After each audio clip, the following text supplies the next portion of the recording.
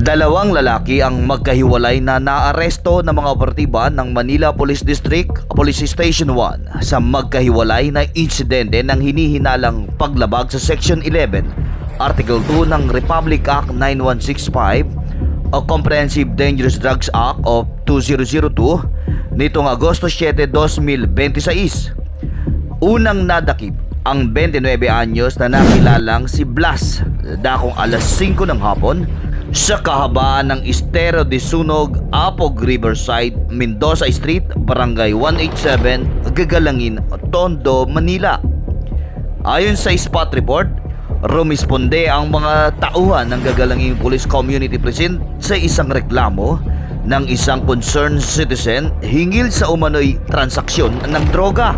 Sa isinagawang pagresponde, naaresto si Cortez at na-recover umano mula sa kanyang pag-iingat ang isang heat shield transparent plastic sachet na naglalaman ng puting malakristal na substance na hinihinalang shabu. Tinatayang nasa 0.5 gramo kasama ang plastic at tape. Ang bigat na nakumpiskang ebidensya na may tinatayang standard drug price na 3,400 pesos. Samantala, makalipas lamang ilang oras, isa pang lalaki ang naaresto sa hiwalay na insidente dakong alas 7:45 ng gabi. Dinakip naman si alias Onela, 37 anyos, sa kahabaan ng Rahabago Street Corner, Fernandez Street, Barangay 149, Tondo, Manila. Batay sa ulat, rumisponde ang mga tauhan ng Station Drugs Enforcement Unit ng MPD Police Station 1 sa isang 911 complaint hinggil sa isang lalaking umano'y sangkot sa pagbibenta ng illegal na droga sa lugar. Sa pagresponde ng mga pulis, naaresto si Arca at nakumpiska umano mula sa kanya ang dalawang heat shield transparent plastic sachet na naglalaman ng puting malakristal na substance na hinihinalang methamphetamine hydrochloride o shabu.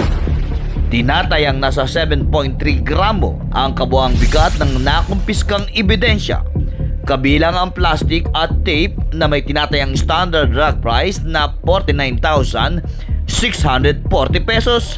Sa dalawang magkahiwalay na insidente, umaabot sa humigit kumulang 7.8 gramo ang kabuang tinatayang bigat ng hinihinalang shabu na may pinagsamang tinatayang halaga na 53,040 pesos batay sa mga nakasaad sa police spot report.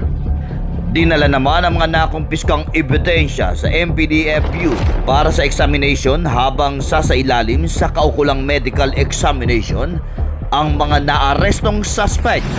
Patuloy namang isinasagawa ang proseso para sa paghahain ng kaukulang reklamo laban sa mga suspect.